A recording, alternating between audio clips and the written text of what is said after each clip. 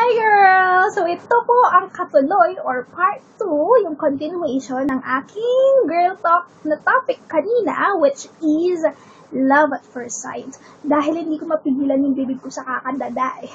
Nagkwento ako sa una, diba? Kaya medyo natagalan. So yun, naputol na naman yung usapan natin kanina, but I'm back for this new video. So I hope you watch first the part 1 of this girl talk topic na kanina nga po, at ito po yung part 2 niya. Okay? So, sabi ko nga kanina, naputol ako, alam ko dun sa sa amin dalawa ng boyfriend ko ngayon, di ba? Present boyfriend, na nagsimula lang sa inakala ko, na alam kong love at first sight, or like at first sight. Yeah. Sabi ko nga, hindi naman yan agad-agad na love at first sight, di ba? Siguro mali yun, dapat like at first sight. Yes. Kasi hindi mo pa alam talaga kung mahal mo ang tao sa unang pagkakataon na nakita mo siya, di ba? Kaya hindi yun love. Dapat like or attracted at first sight. Basta, yun na yun. So, yun. So, kayo ba? Kung matanong ko kayo, girls, naniniwala ba kayo sa love at first sight?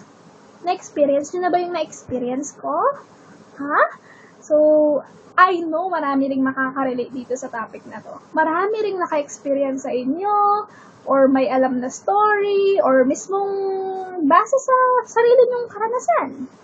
Nagkaroon kayo, nagkagustuhan kayo sa isang tao na sa una nyo palang nakita. Diba? Yung parang tumibok yung puso mo. Diba? Love dog.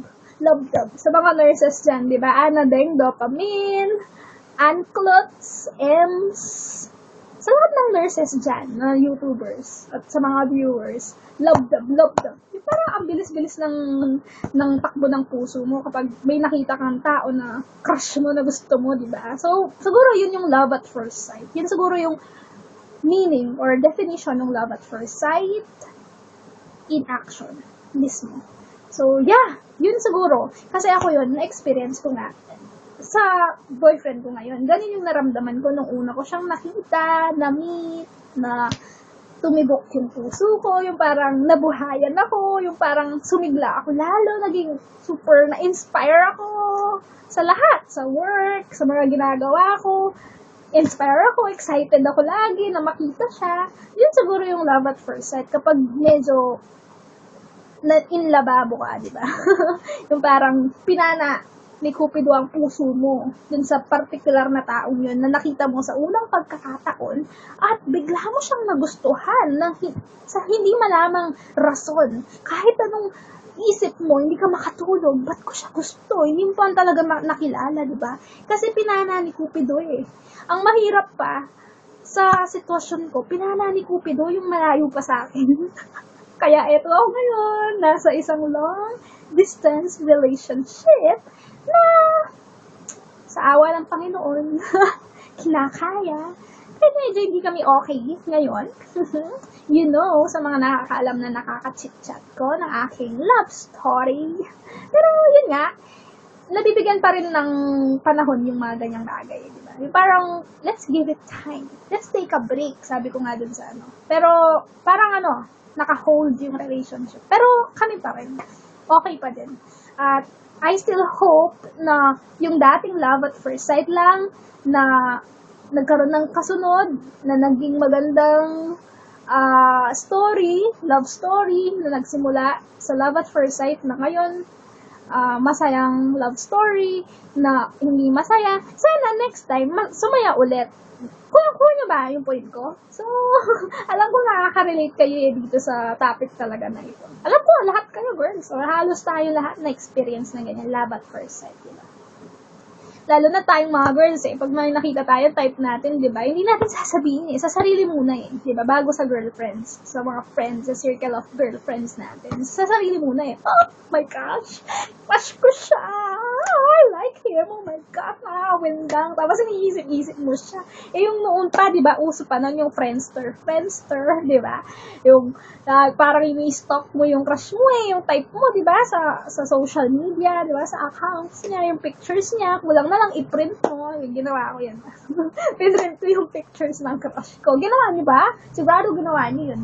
Siyempre, ini-stalk niyo yung crush niyo di ba? Tinitingnan niyo kung may girlfriend ba o may liligawan, di ba? Naririnig niyo ako. Alam ko nakaka-relate kayo sa akin. So, yun nga, love at first sight. At sigurado, meron ding mga lalaki na sa inyo, mga girls, na love at first sight sa inyo. Sa unang pagkakataon, sa unang araw na nakita kayo, di ba? Yung for the first time. Tapos biglang napatibok mo ang puso nila, di ba? Dahil sa iyong kagandahan na hindi masabi at hindi mawari kung anong dahilan ng lalaki at bakit ka na nagustuhan. Pinana lang siya ni Cupido at swak sa'yo yan. Parang tumigil yung mundo niya nung nakita ka niya. At ikaw din, ganun, di ba? Sa love at first sight. So, gusto ko po, girls, na mag-comment kayo sa video na to, okay? So, thumbs up this video kung nagustuhan po ninyo itong girl talk topic natin ngayong gabi.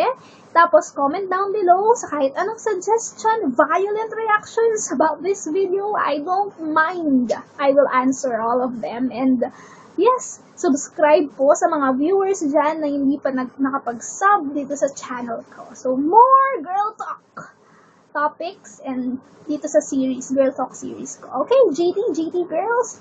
Yes, so, yeah. Before I before I get to go. So, sana po, yung mga may request dyan na viewers, subscribers ko na gusto pong may pag-usapan na topic, just email me. Yung abigailkiambao@gmail.com. Okay? Just email me and ipupush ko agad ang video na yon para sa inyo. So, yes. So, Iram Halili, kung manunod ka ngayon dito sa video ko, Kate Tobando, kita tayo bukas, okay? Mga lokaret, I'm so excited! Maaga akong gigising, maaga akong tutulong ngayon. Promise. I hope so. See you tomorrow, girls! I love you! Good night! So, this is my Girl Talk series. GTG, got to go.